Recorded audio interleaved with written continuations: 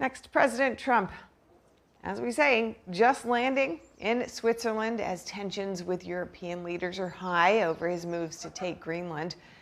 He'll soon address the World Economic Forum, and we'll bring that to you live. But before departing Washington, he stopped in at the White House briefing room to tout the first year of his second term. We go now live to NTD's Washington correspondent Mari Otsu, who's in Davos for the president's address later today. Mari, good morning. Good to see you there. What a beautiful vista to look out on. What can we expect from President Trump in Davos today?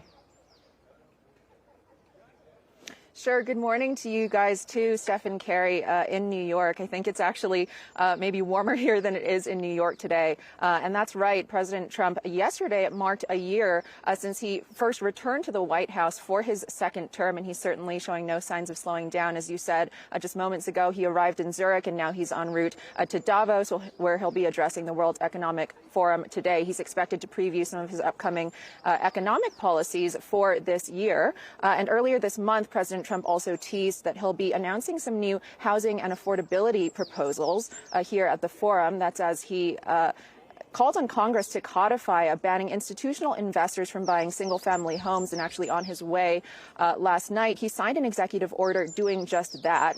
He says he aims to make home ownership more available for everyday Americans. And as President Trump arrives in Switzerland, it's also amid rising tensions with European leaders over the fate of Greenland. The president's not backing down on his bid to take Greenland for national security reasons, as he's citing threats from both Russia and China in the Arctic. Take a look.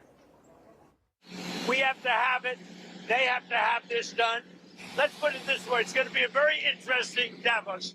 In recent years, the Chinese Communist regime has been developing its commercial and military capabilities in the Arctic. If you take a look outside of Greenland right now, there are Russian destroyers, there are Chinese destroyers and bigger. Over the weekend, President Trump said he would impose 10% tariffs on Denmark and 7 other European countries, including France and the UK, until a deal is struck to acquire the island. He's also sharply criticizing the UK over its plan to hand over ownership of the Chagos Islands to Mauritius. Guess who was behind Mauritius? The Chinese. So we needed to own that island, but the Brits are giving it up. Meanwhile, the White House touting the first year of President Trump's second term. Look, we have the hottest country in the world. So I think God is very proud of the job I've done, and that includes for religion. From securing the border and cracking down on crime to expanding the U.S.'s production of rare earths to curb reliance on China. Nationwide, over the last 11 months, achieved the largest reduction in violent crime on record, including the largest one-year drop in murders ever recorded. Internationally, President Trump highlights his pursuit of peace through strength, using tariffs and trade to broker peace deals. If they take those tariffs away, China will eat our lunch. And I hope the Supreme Court does the right thing for our country.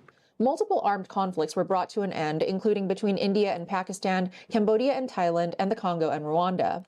And one of his highest profile achievements, a ceasefire between Israel and Hamas, leading to the return of nearly all Israeli hostages. The momentous breakthrough that we're here to celebrate tonight is more than the end of the war in Gaza. It's with God's help. It'll be the new beginning for an entire beautiful Middle East. In June, President Trump ordered Operation Midnight Hammer, precision strikes on Iran's nuclear facilities. And just a few days after the new year, the U.S. military captured former Venezuelan dictator Nicolas Maduro.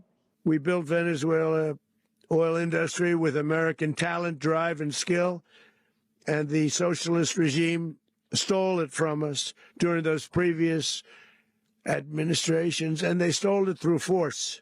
We want peace, liberty, and justice for the great people of Venezuela. And on the second and final day of his Davos trip tomorrow, President Trump's expected to participate in a Board of Peace meeting. That's about phase 2 of that U.S.-brokered ceasefire deal between Israel and Hamas to stop the war in Gaza. Now, President Trump's currently chair of that board, and other board members include his son-in-law, Jared Kushner, Secretary of State Marco Rubio, and U.S. Special Envoy Steve Witkoff. President Trump's also invited dozens of other nations to be a part of that board, including Russian President Vladimir Putin, Israeli Prime Minister Benjamin Netanyahu, and the French President Emmanuel Macron. And yesterday, President Trump said that the board might even replace the United Nations. Steph and Carrie, back to you guys. Thank you, Mari. And I do see on the screen here President Trump getting off the plane in Zurich. So it's all happening and underway. We look forward to more updates from you. NTD Congressional Washington correspondent Mario Otsu, thank you so much.